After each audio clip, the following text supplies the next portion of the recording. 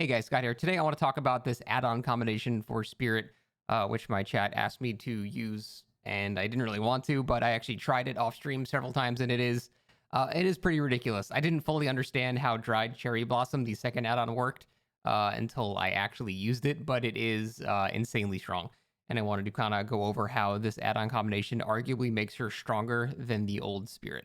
So the old Spirit had Mother-Daughter Ring. That add-on has not really changed. It basically just makes you go 40% faster in your phase walk, which is insanely fast.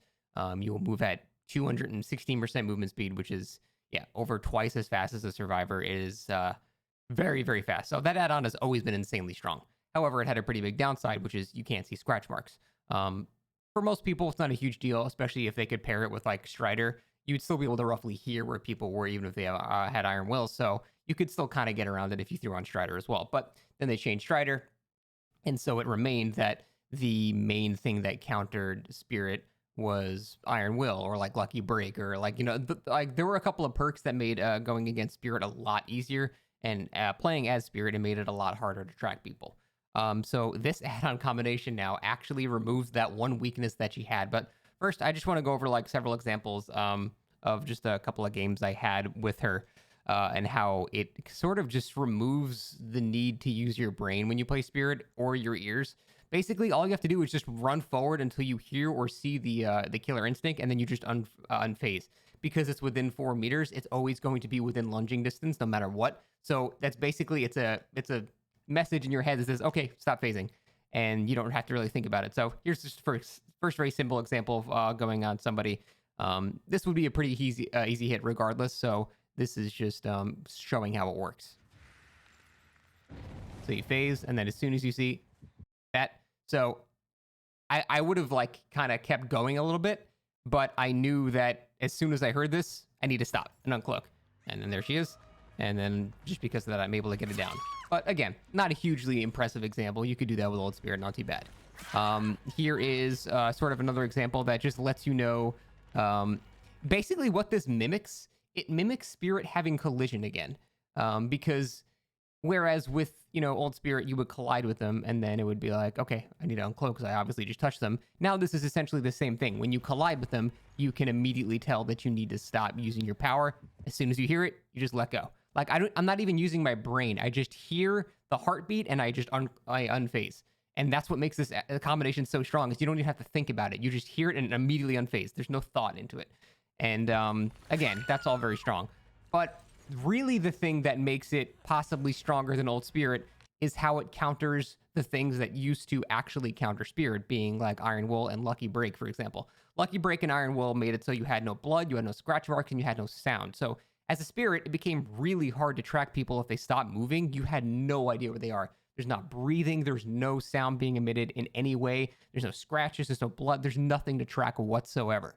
So it actually was pretty strong to go against Spirit. I've always said Spirit doesn't really have any counterplay that revolves, just around base kit. But Iron Will, like, if we start adding perks onto that, well, that's always been pretty good against Spirit. But with this add-on combination, you actually counter that. You actually don't have to worry about Iron Will anymore because, look, I mean, I have no indications whatsoever where this person is. I have nothing. But I just phase forward in the last general direction they went, and oh, I hear a heartbeat. So now I go, oh, I can't hear shit. I have no idea, but doesn't matter because the game is telling me exactly where she is. Iron Will doesn't do anything anymore. So this actually counters the one thing that actually used to counter Spirit. So that's why I'm saying it actually could possibly be making her stronger than before. Now, you can make the argument that Amulet plus Ring was as strong or stronger, and that's fine. I'm not saying this is an ironclad argument. I'm just thinking because it covers for the one weakness that Spirit used to have, it does make it significantly easier to actually track people, and there's no real way around it. And again, like, it just basically takes all of the thought and all of the positional awareness away from playing the killer. Like, again, all you have to do is just hold forward in the last direction you saw them go, and like, as soon as you see the shit appear, as soon as you see the red appear, as soon as you hear the heartbeat, you just, like, it's playing the game for you. You just immediately unphase, and I know she's going for the window now. There's no opportunity she can mix me up or anything. She couldn't like crouch there for a second. She couldn't sit behind the lockers with Iron Will. She couldn't go like right into the basement just to mess me up or anything like that. I know exactly where she is. There's nothing she can do, and it's free. Like there's just nothing you could really do against that. So then again, it's an iridescent add-on and a purple add-on. It's not exactly something you can bring in every game. So is it overpowered? I don't know. I haven't really determined that yet. I probably have to use it a little bit more. I just know when I was using it, it felt pretty brainless and cheap while I was doing it. I pretty much never use mother-daughter ring, so when I put that shit on, I was just like, actually when I put it on, I was playing it, and I was just like, I did not know how fast that shit makes you go. So that add-on's actually pretty fucking fun. It's ridiculously strong, but it's pretty fun. The Dry Cherry Blossom, though, it just plays the game for you. It essentially gives your old collision, but it also negates Iron Will, Lucky Break, things like that. So it really is the, I don't know how to sugarcoat it.